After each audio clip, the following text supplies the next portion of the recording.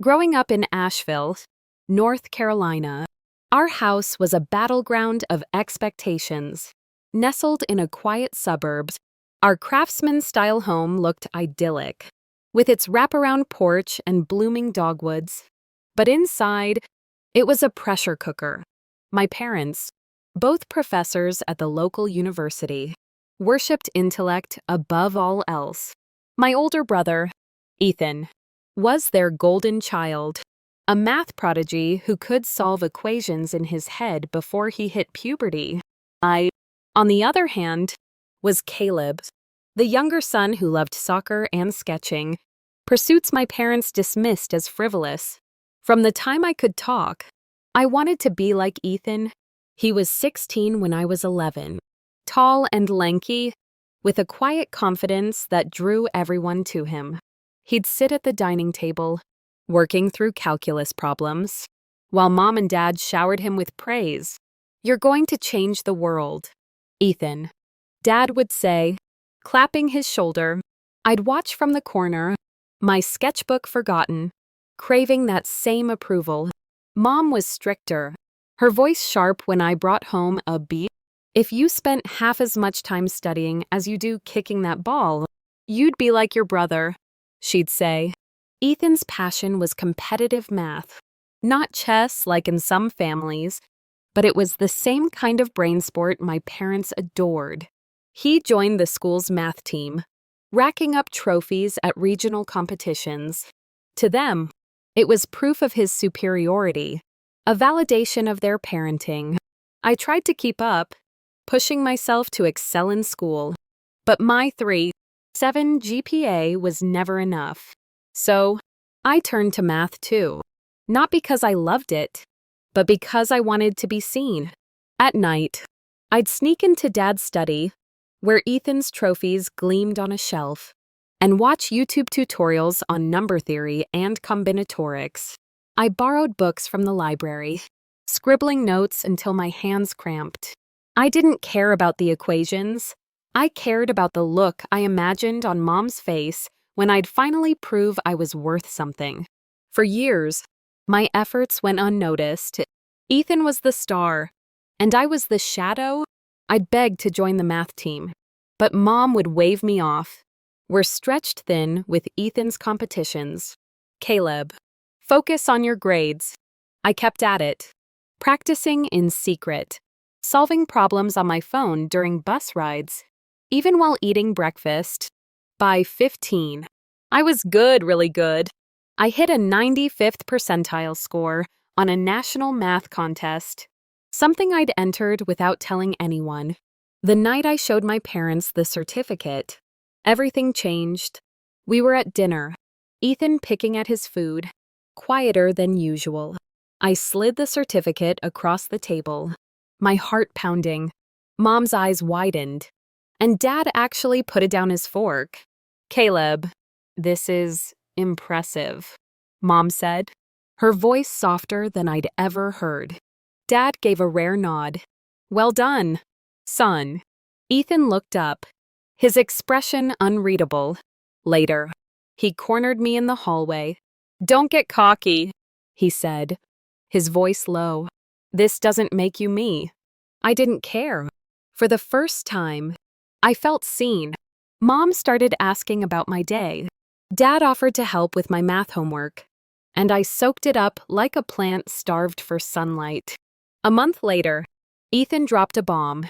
"I'm done with math," he said at dinner, his tone casual, like he was commenting on the weather. Mom froze, her wine glass halfway to her lips. "What do you mean, done?" she asked, her voice tight. "I'm burned out," Ethan said, shrugging. "I want to try something else. Maybe music." Dad's face darkened. "You're throwing away years of work. Ethan, this is your future." I sat there, my pulse racing. Ethan's words were a door swinging open, a chance I'd never expected. I'd been practicing in secret for years, and now, with Ethan stepping back, I could step forward. I joined the math team the next week, my parents reluctantly agreeing after I showed them my contest scores. I threw myself into it, solving problems late into the night, competing in tournaments, winning medals. My parents started coming to my events, their applause louder than I'd ever dreamed. But Ethan wasn't happy. He'd watch me leave for competitions, his jaw tight, his guitar untouched in his room. I told myself it didn't matter. I'd earned this. For a year, I was the star, my trophies lining the shelf next to Ethan's old ones. Mom hugged me after every win, and Dad started calling me his scholar.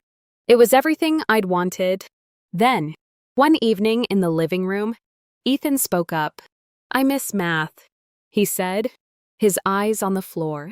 "I think I want to get back into it." Mom's face lit up. "Oh, honey, that's wonderful," she said, rushing to hug him.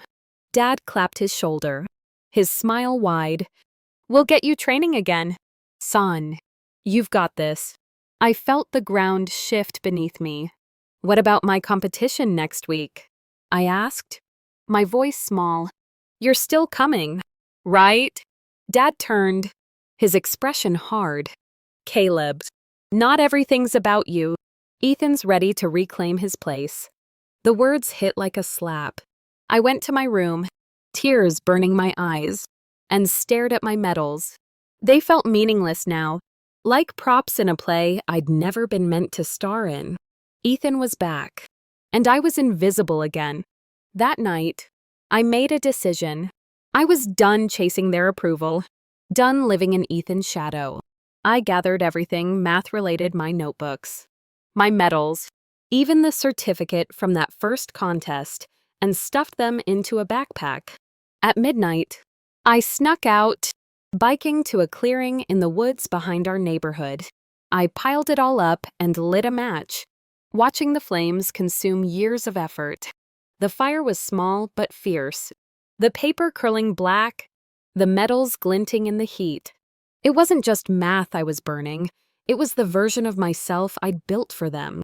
When I got home, my parents were waiting, their faces pale with fury. "What have you done?" Mom shouted, her voice shaking.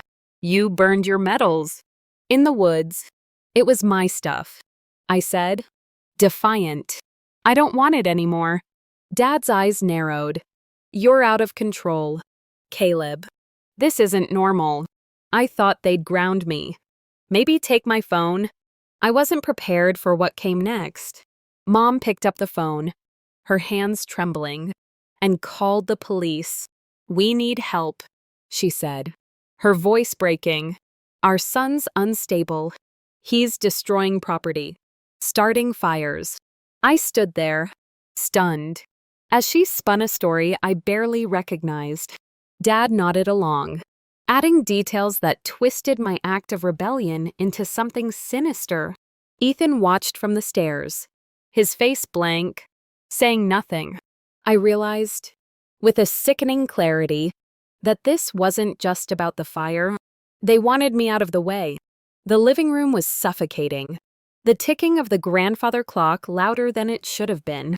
Mom paced, clutching her phone, while Dad sat in his armchair, his face a mask of grim determination.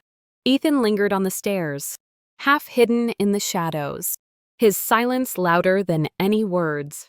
I stood in the middle of the room, my backpack still smelling faintly of smoke, trying to process what was happening. My parents had called the police over a fire I'd set in the woods, burning my own things. "They're on their way," Mom said, her voice trembling. But there was something rehearsed about it, like she was playing a part. "This is insane," I said, my voice rising. "I burned my math stuff because I'm done with it. It's not a crime." Dad's eyes flicked to me, cold and unyielding. "You're not yourself, Caleb. We've been worried for months. This outburst just proves it." "Worried?" I laughed, bitter and sharp. "You didn't care until Ethan decided he wanted math back." Mom flinched, but Dad cut me off. "Enough. You're not thinking straight. Before I could argue, headlights flashed through the front window. A patrol car pulled into the driveway, its lights pulsing but no siren, drawing curious glances from neighbors. 2 officers stepped out, their boots crunching on the gravel. Mom opened the door, her face a picture of relief. "Thank you for coming," she said, ushering them inside. The taller officer, a man with gray hair and sharp blue eyes, introduced himself as Officer Hayes. His partner, Officer Lynn, was younger, with a calm demeanor and dark eyes that seemed to take in everything. Hayes's gaze landed on me, heavy with suspicion, his hand resting near his holster. Lynn stood slightly behind, her notebook already open. "What's going on here?" Lynn asked, her voice neutral. Mom launched into a performance that would have won awards. Sobbing, she described me as erratic, obsessive, consumed by jealousy over Ethan's talents. "He's been acting out for months," she said, dabbing her eyes with a tissue. "Withdrawn, secretive, burning things in the woods. We're terrified of what he'll do next." I stared, my jaw dropping. "That's not true," I said. "I burned my own math stuff because I was tired of competing with Ethan. I'm not jealous. I'm just done." Dad pulled out a notebook from his pocket, one I recognized as mine, filled with math problems and journal entries.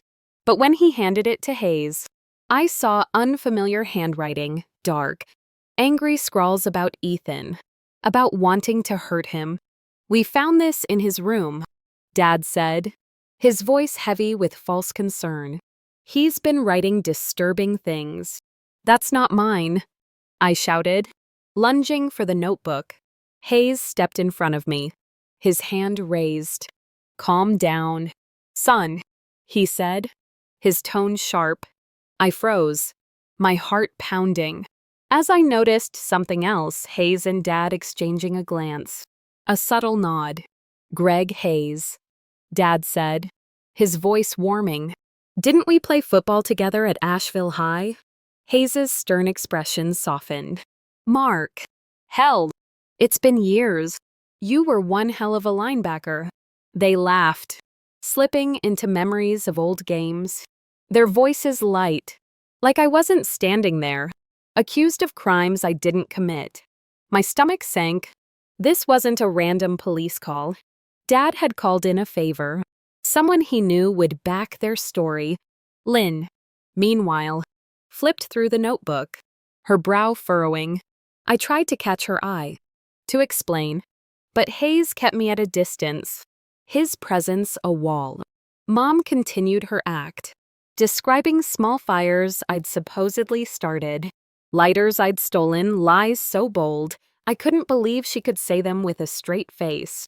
Ethan stayed silent, his eyes on the floor, offering no defense. When Lynn asked him if he'd noticed anything odd about me, Ethan shrugged. "He's been intense lately," he mumbled, not meeting my gaze. His words were vague, but they were enough to tip the scales. Hayes suggested a 72-hour psychiatric hold for your safety. Mom nodded, her sobs subsiding, as if this was exactly what she'd wanted. "We just want what's best for him," she said, her voice breaking perfectly. "This is a setup," I shouted, my voice cracking. "They're lying 'cause Ethan wants to take my place on the math team." Hayes's eyes narrowed, like my outburst proved their point. Lynn looked at me, her expression unreadable, but she didn't argue. They let me pack a small bag under Lynn's supervision, her presence calm but distant.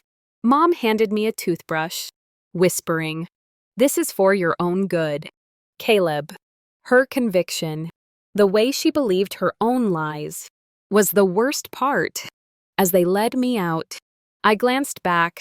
Ethan stood at the top of the stairs, his hands in his pockets, his face unreadable. Mom leaned against Dad, his arm around her, a picture of concerned parents. The front door closed, and the cool night air hit me like a slap.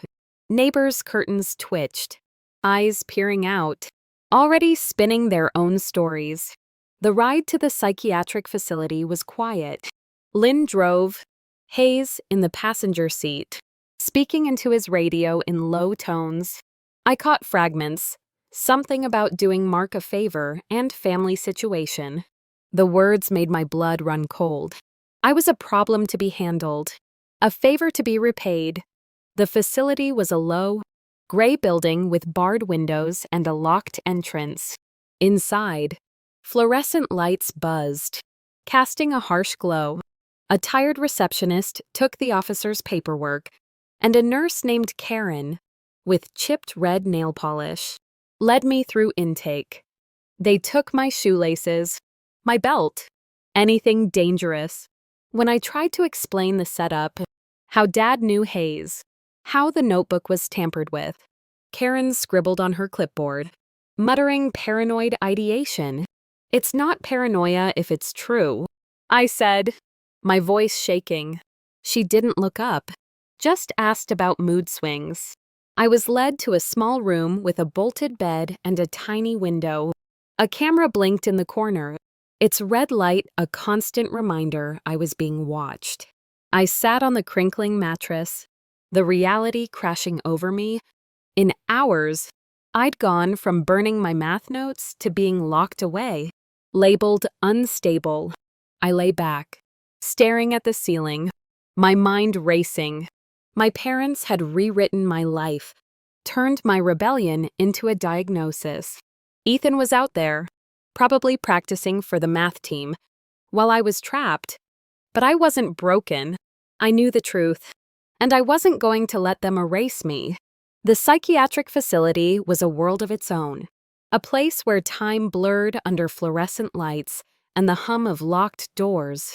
My room was a cell, pale green walls, a thin mattress, a bathroom with no door. The camera's red light never stopped blinking, a reminder that every move was watched. I woke to a nurse banging on the door at 7 a.m. Her voice sharp. Medication time. Caleb. I didn't want pills, but arguing seemed pointless. I tucked them under my tongue, spitting them out later in the bathroom. Breakfast was soggy cereal in a crowded cafeteria, the air thick with the smell of disinfectant. Other patients shuffled around, some muttering, some staring blankly, others looking as lost as I felt. I kept my head down, trying to figure out how I'd ended up here. My first meeting with Dr. Simmons, the psychiatrist, was at 9 a.m. He was a short man with a bald head and wire-rimmed glasses, his office cluttered with books and files. He barely looked up from my chart, a thick folder that seemed impossible for someone admitted less than a day ago. "Your parents are very concerned," he said. His voice clipped. "Obsessive behavior. Fire setting. Paranoia about your brother." "That's not what happened," I said, leaning forward. "They're lying. I burned my math stuff because I was done competing with Ethan. They called their friend, Officer Hayes, to make it look worse." Simmons's pen scratched across his notepad. "Paranoid ideation," he murmured, echoing the intake nurse. "Let's talk about your fixation on fairness." I tried to explain years of chasing my parents' approval. Ethan's shadow, the tampered notebook, but every word was twisted. If I stayed calm, I was suppressing rage. If I got upset, I was unstable. By the end of the session, I felt like I was drowning, my truth buried under clinical terms. The facility ran on a rigid schedule: group therapy at 10, lunch at noon, activities in the afternoon, dinner at 5:30, lights out at 10. Group therapy was a circle of folding chairs, patients sharing stories while a therapist nodded. I said little, just enough to seem cooperative. The activities art, puzzles, writing felt like distractions, ways to keep us docile. In the common room, I met Mia, a 16-year-old with dyed blue hair and a sharp tongue. She noticed me sitting alone, staring at a puzzle I wasn't solving. New kid. Huh, she said, sliding into the chair across from me. I'm Mia. Been here 3 weeks. 3 weeks, I asked, shocked. I thought it was just a 72-hour hold. She laughed. Bitter. That's what they tell you. If your parents have a money and a doctor signs off, they can keep you as long as they want. Mine said I was defiant. Really? They just didn't like my girlfriend. I told her my story, the math team, Ethan, the fire, the setup. She didn't look surprised. Rich parents don't like kids who make waves, she said. They send you here, tell a story, and the doctors eat it up. Mia slipped me a note later, folded tight, with a warning, not here. Cameras. In the bathroom. I read it. You're not crazy. I work in the office. Saw your file. Parents lying. Meet me in the game room at 7 p.m. My hands shook as I flushed the note, hope flickering for the first time. At 7, we sat in the game room, pretending to play cards. The evening shift change left us briefly unwatched. Mia leaned close, her voice low. Your parents brought a whole story obsessive behavior. Fires. Jealousy over Ethan. They gave the doctor texts you sent. Old school assignments. Even a letter from a counselor you never met. A counselor. I asked, my stomach dropping. Yeah, she said. Says you're aggressive. Withdrawn. But it's based on your parents' word. Not actual meetings. And the notebook. Some pages have different handwriting. Added later. I felt sick. My parents hadn't just called the police. They'd built a case. Planned this. What do I do? I asked. Document everything. Mia said. Which staff listen? Which don't? Every lie. Every change in your meds. Play their game act compliant. Take the pills. Not in therapy. Wait for them to slip up.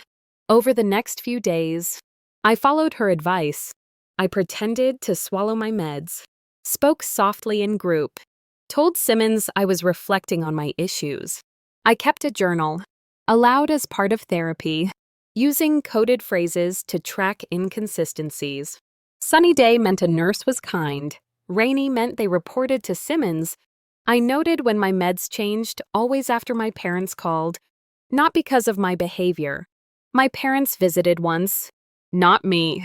But Simmons. Mia overheard them in the office, bringing more evidence texts I'd sent about feeling ignored. A short story I'd written for English with a dark ending. They framed it as proof of my instability, my obsession with Ethan. I wanted to scream, but I stayed calm, knowing every outburst would be used against me. One afternoon, a new patient, Jake, recognized me from a math competition. We were in the cafeteria, the clatter of trays, a constant hum. Caleb, right? He said, sitting across from me. You killed it at regionals last year. I nodded, wary. Yeah, that's me. It's weird, he said, lowering his voice. Ethan's back on the math team, telling everyone you had a breakdown. He's using your strategies. Even showed up with your state medal, the one with the red ribbon. My fork froze halfway to my mouth. My medal. Yeah, Jake said. Says he trained you. That he's making a comeback. I saw a video online. Your notebook was in the background. The one with your star notations. I felt like I'd been punched. Ethan wasn't just taking my place, he was stealing my identity.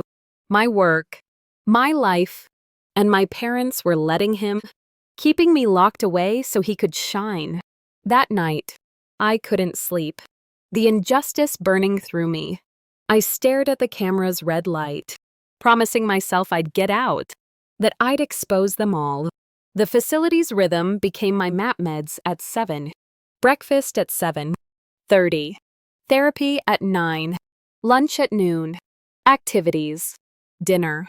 Lights out. I learned to navigate it. To play the part of the model patient while plotting my escape, Mia was my guide, her sharp eyes catching details I missed.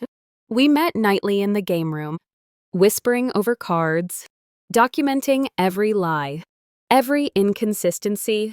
My journal grew thick with coded entries, hidden in plain sight among therapy assignments. Dr. Simmons was the biggest obstacle. His sessions were a minefield. Every word I said twisted into evidence of my condition. I stopped fighting, instead nodding when he talked about my jealousy or fixation on fairness. "I'm starting to see what you mean," I'd say, watching him scribble progress on his pad. It felt like betraying myself, but Mia assured me it was strategy. "They want compliance," she said. "Give it to them, and they'll let their guard down." The staff were a mixed bag. Nurse Karen was indifferent, checking boxes without listening. Nurse Sam, younger and kinder, actually asked how I was feeling, but I was careful not to trust too much. Mia taught me to watch for patterns when meds changed. Who reported to Simmons? Who skipped rounds? We hid our notes in clever places, taped under tables, slipped into book spines, tucked in a ceiling tile Mia found in the supply closet. One evening, Mia showed me something big. During her office work, she'd found emails between Simmons and my parents, printed when a nurse left her computer unlocked. We read them in the bathroom, away from cameras, the paper trembling in my hands. Simmons wrote about my resistance to treatment and delusions about family dynamics. My parents replied, expressing concern about my slow progress, asking to extend my stay.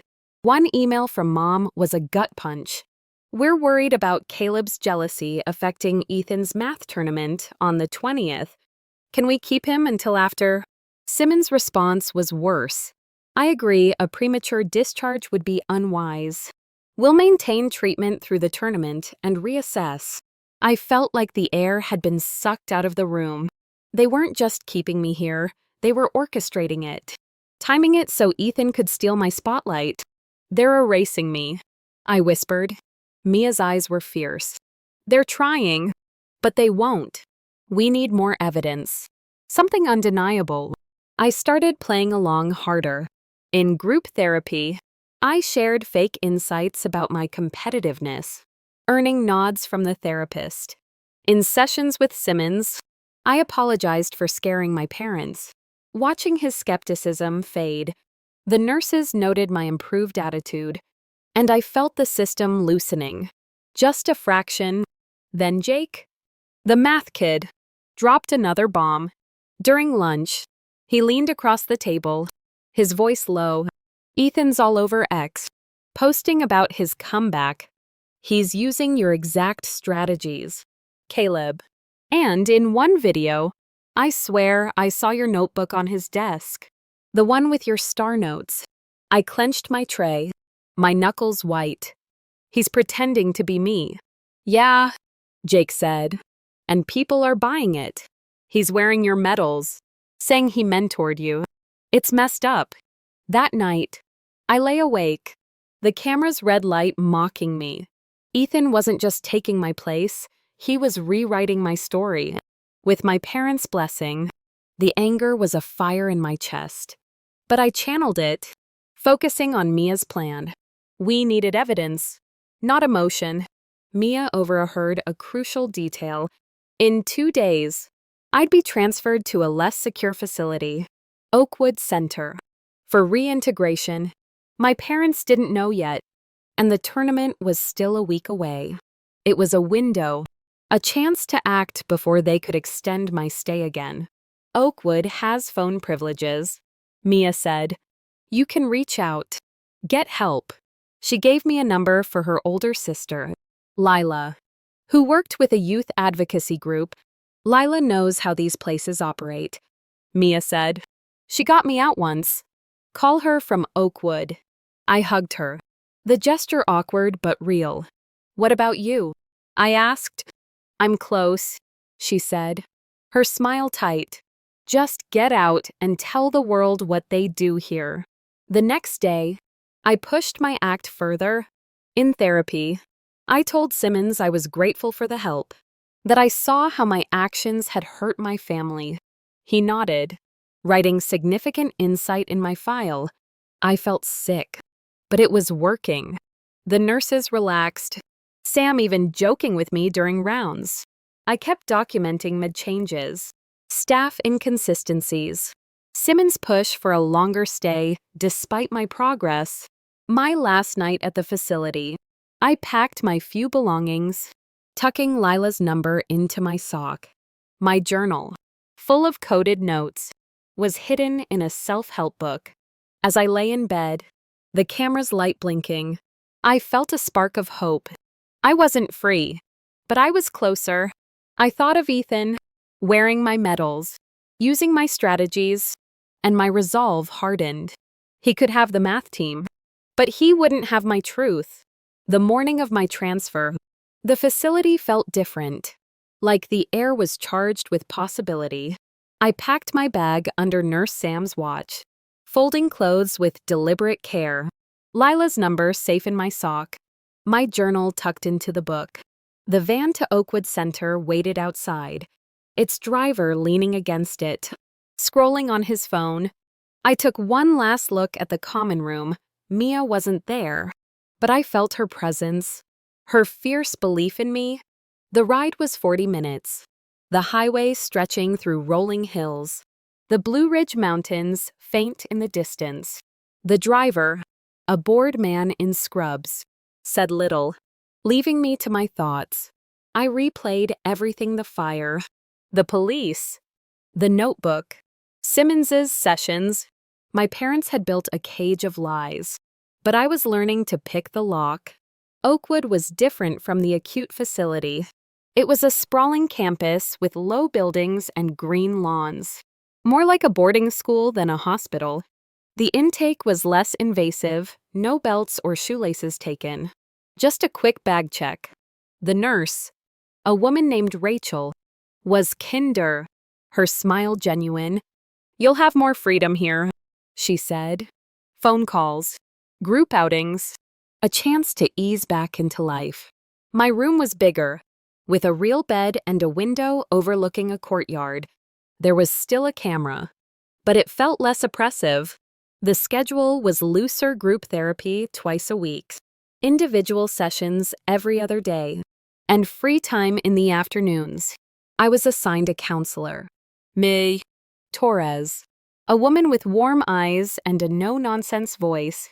In our first session, I tested the waters, telling her about the math team, Ethan, the fire, but leaving out the setup. She listened, nodding, her pen still.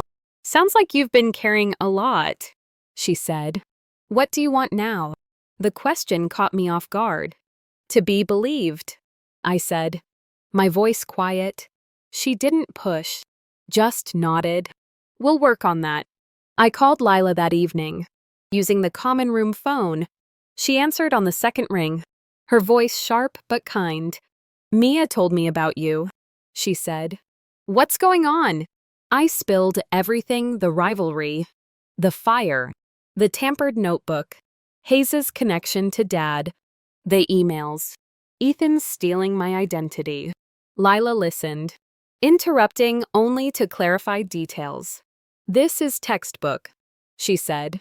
"Parents using facilities to control kids they don't want to deal with." "You've got evidence." "My journal," I said. "Coded. But it's all there. And Mia has copies of the emails." "Good," Lila said. "Keep documenting. I'll contact a lawyer friend who handles patient rights. Don't tell your counselor everything yet. Some report to parents.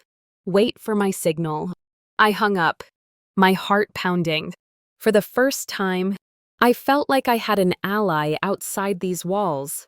I kept up my act at Oakwood, attending therapy, joining activities, smiling at the right moments. Ms.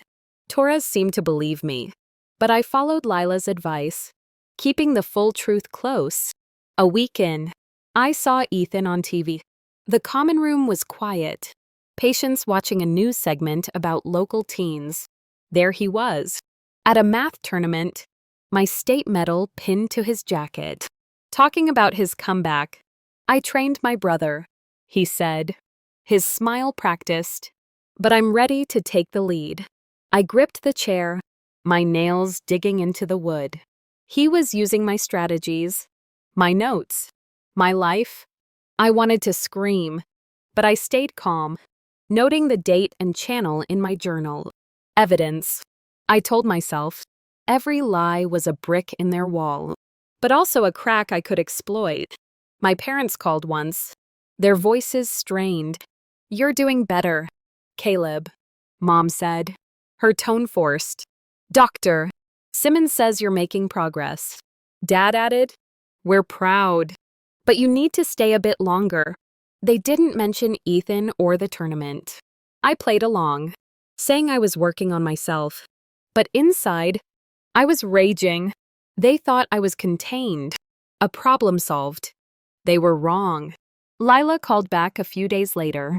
My lawyer friend, Sarah, is building a case, she said. We need your journal and those emails. Can you get Mia to send them? I'll try, I said. I have phone privileges, but I don't know if she does. Do what you can, Lila said. And keep documenting. Sarah thinks we can push for your release. Maybe sue for wrongful institutionalization. I felt a surge of hope, but also fear. Exposing my family meant destroying what little we had left. I thought of Mom's hugs after my math wins, Dad's rare smiles, but I also thought of the notebook, the lies, the facility. They'd chosen Ethan over me, and I couldn't forgive that. I called Mia, catching her during her phone time. I need the emails, I said. Lila's lawyer can use them. I'll try, she said. Her voice hushed. They're watching me closer now, but I'll find a way. That night, I wrote in my journal, coding every detail the TV segment. My parents' call, Lila's plan. I hid it in my mattress. A small rebellion in a world of control. Oakwood was a step toward freedom, but I wasn't there yet. I had to stay sharp, to outplay a game rigged against me. Oakwood felt like a halfway house, a place where freedom was close but still out of reach. The green lawns and open spaces were deceptive. Cameras watched, doors locked, and every step was monitored. But I had phone privileges, a lifeline to Lila, and a growing file of evidence in my journal. I was learning the game, moving my pieces carefully, waiting for the right moment to strike. Meh. Torres was different from Simmons. She listened, her questions open-ended. But I was cautious, sharing just enough to keep her trust. In group therapy, I talked about family pressure, vague enough to seem honest without exposing my plan. The other kids at Oakwood were like me, sent here for defiance, not danger. We swapped stories in the courtyard, their anger mirroring mine. It made me feel less alone, but also more determined. This wasn't just about me anymore. Lila called weekly, her updates a spark in the monotony. Sarah's reviewed your journal scans, she said one evening. Mia got the emails out, copied them before they tightened her access. We've got a case. Caleb, your parents' emails, the tampered notebook, Hayes's connection. It's enough for a lawyer to argue coercion and false imprisonment. What's next? I asked, gripping the phone. We're filing for your release, she said. Sarah's drafting a complaint against the facility and your parents. But we need you to stay calm. Keep documenting any slip-up, and they'll extend your stay. I nodded, though she couldn't see. I'm trying, but Ethan's out there, pretending to be me. I know, Lila said, her voice softening. We're collecting evidence of that too. Screenshots, videos, witness statements. He's building a house of cards, and we're going to knock it down. I hung up, my resolve hardening. Ethan's betrayal hurt worse than my parents. He'd been my idol, the brother I wanted to be. Now he was a thief, wearing my medals, using my strategies, telling my story. I saw him on X posts, shared by math team friends, his smile smug as he held up a trophy.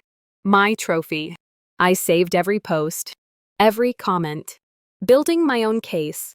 One afternoon, Miss Torres called me to her office. "Your parents want to visit," she said, watching me closely. "How do you feel about that?" My stomach twisted. "I don't want to see them," I said. "Not yet." She nodded, scribbling in her notebook. "That's your choice. But can you tell me why?" I hesitated, then said, "They don't listen. They think I'm something I'm not." She didn't push, just said, "We'll talk more next session."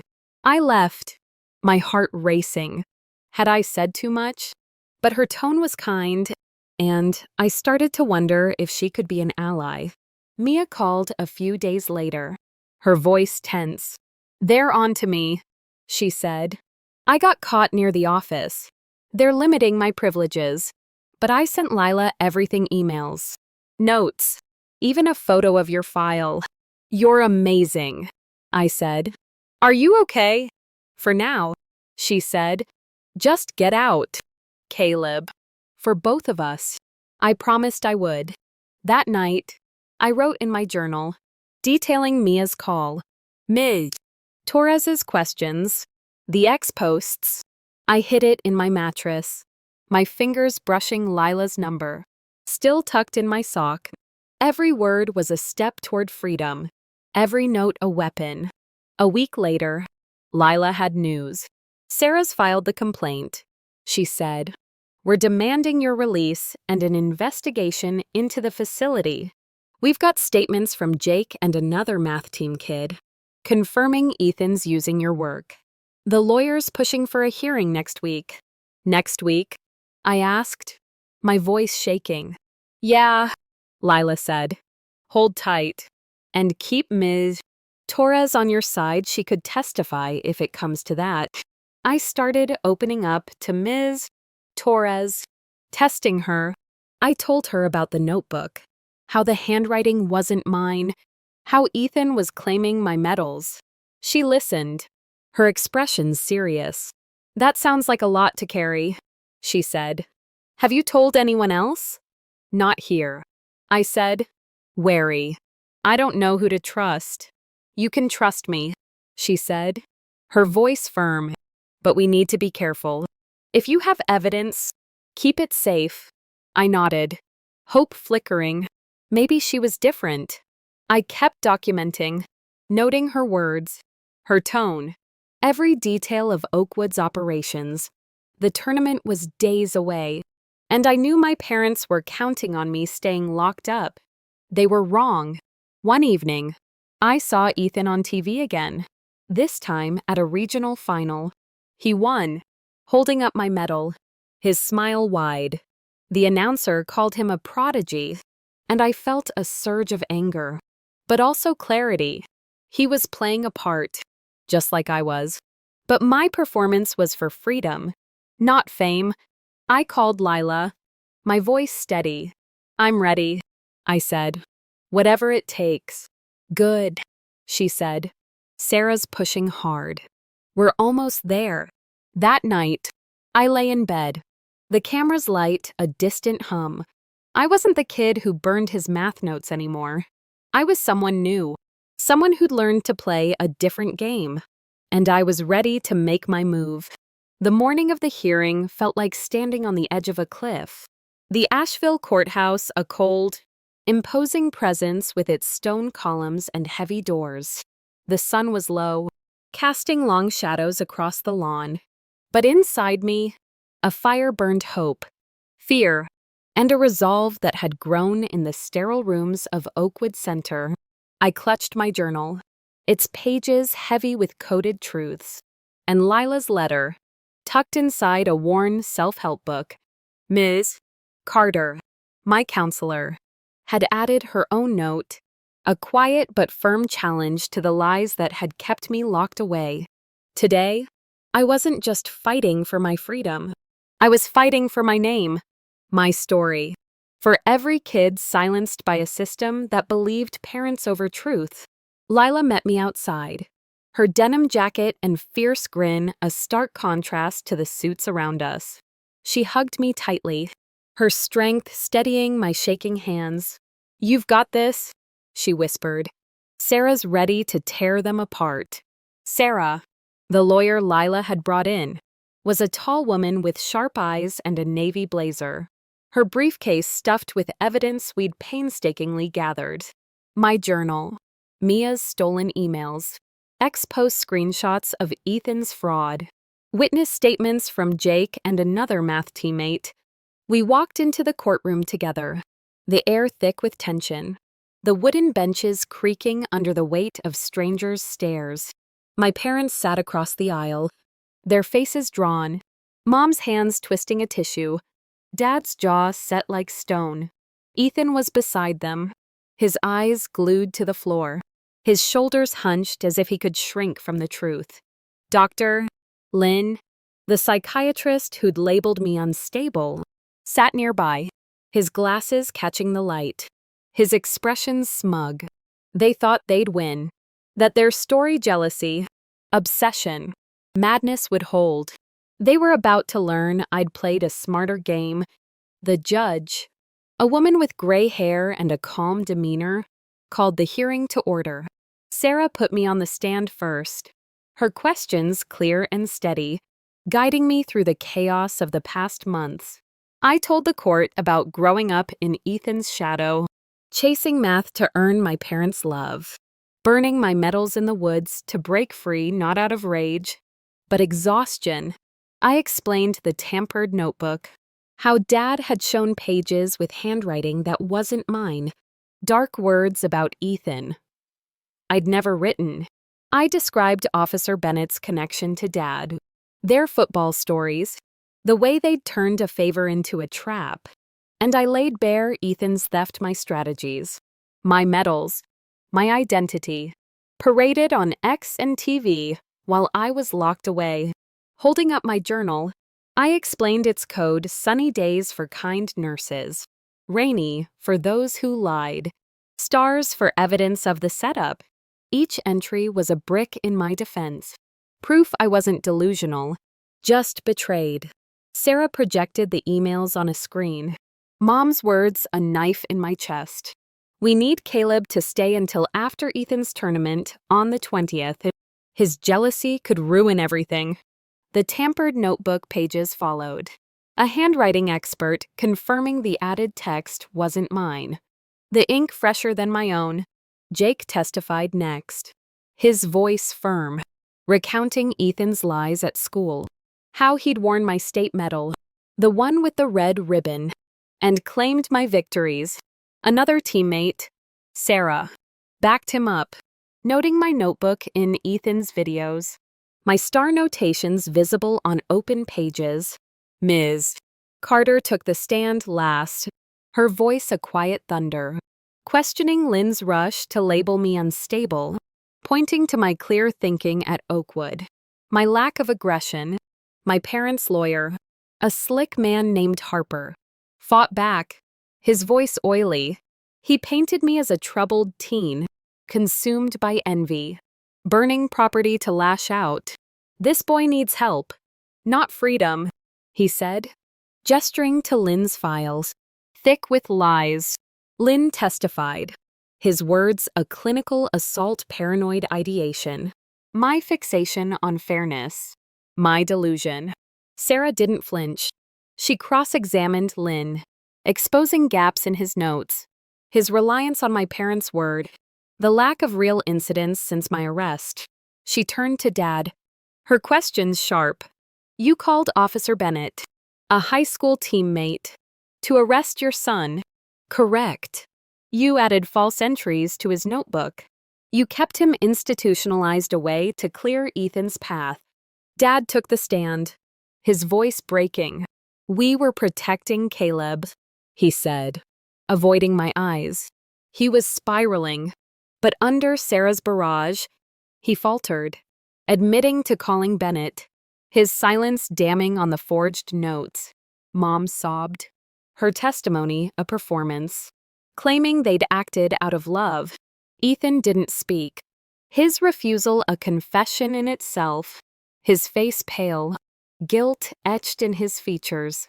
The judge deliberated for an hour, the courtroom silent, my heart a drum in my chest. When she returned, her ruling was clear. My immediate release was ordered immediately. The facility criticized for negligence. An investigation launched into my parents' actions. Damages would follow, Sarah whispered. A strong possibility.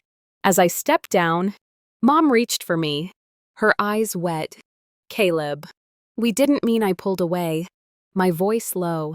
You chose this. Ethan met my gaze. A flash of regret, then looked away. I walked out, Lila's arm around me, the courthouse doors swinging shut on their world.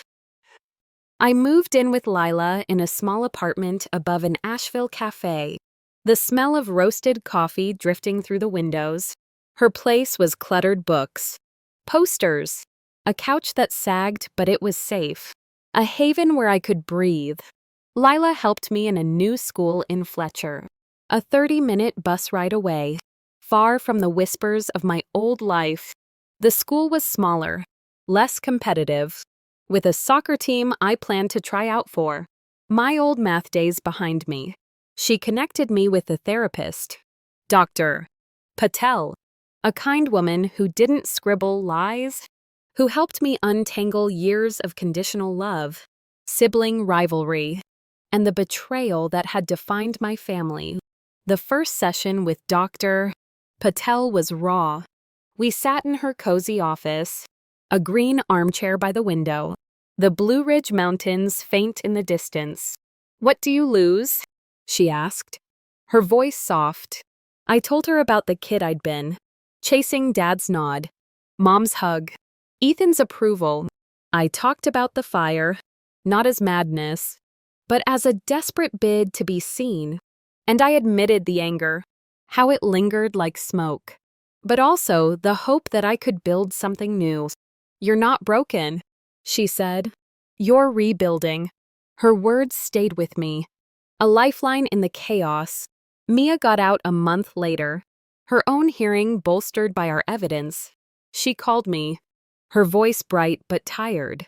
We did it, Caleb, she said. They couldn't hold me forever. We talked for hours, swapping stories of freedom, her plans to finish school, maybe study art. She was living with her sister, Lila, in Charlotte, and I promised to visit her. Our bond was unspoken, forged in whispered notes and shared rebellion, a reminder we'd survived what was meant to break us. I posted my story on Instagram, a long thread detailing the math rivalry, the setup, my time in the facility, Ethan's theft. I didn't name my parents, not yet, but I named the system, the facilities that locked kids away, the doctors who believed lies, the parents who paid to silence. X lit up, math teammates resharing, strangers commenting, some sharing their own stories of institutionalization. This happened to me, one wrote. My parents called me defiant for wanting to choose my career. Another, I was in for 6 months because I came out. The response was a wave that lifted me, but also weighed heavy, a reminder of how many voices were still trapped. Ethan's facade fell apart. His ex-posts, once triumphant, were now mocked, his comeback exposed as stolen. He quit the math team, his trophies meaningless under the truth's glare. Friends from school messaged me, apologizing for believing him, some admitting they'd suspected his lies. I didn't reply. Not yet. The hurt was too fresh, the betrayal too deep. My parents tried to reach out, sending letters to Lila's address. Mom's was tear-stained, full of apologies, claiming they'd acted out of fear. Dad's was stiffer, insisting they'd wanted to help, but admitting mistakes. I read them once, then tucked them in a drawer, unready to respond. Maybe I never would be.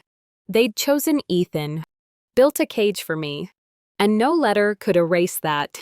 One evening, walking through Fletcher's quiet streets, the air crisp with autumn, I felt a shift. Lila and I had grabbed pizza, the neon sign buzzing above the diner, and we sat on a park bench, watching leaves skitter across the pavement. "What's next for you?"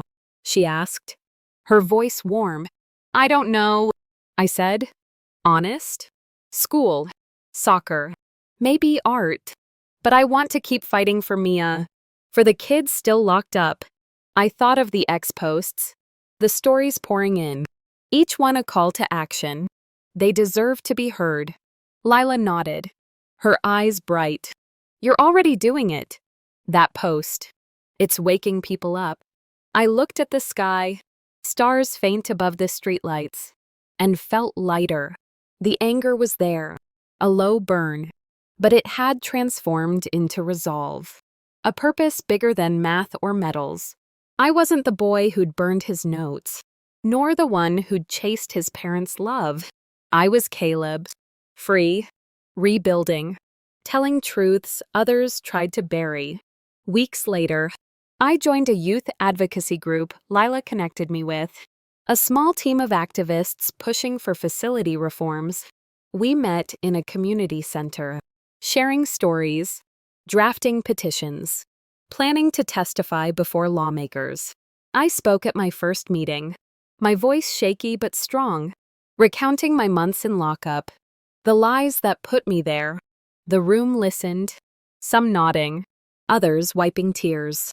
It wasn't just my story, it was theirs. 2.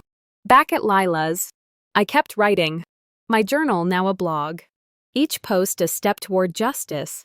I wrote about Mia, about Jake, about the camera's red light and the weight of silence. I wrote for the kids still inside, their truths buried under diagnoses and parental power.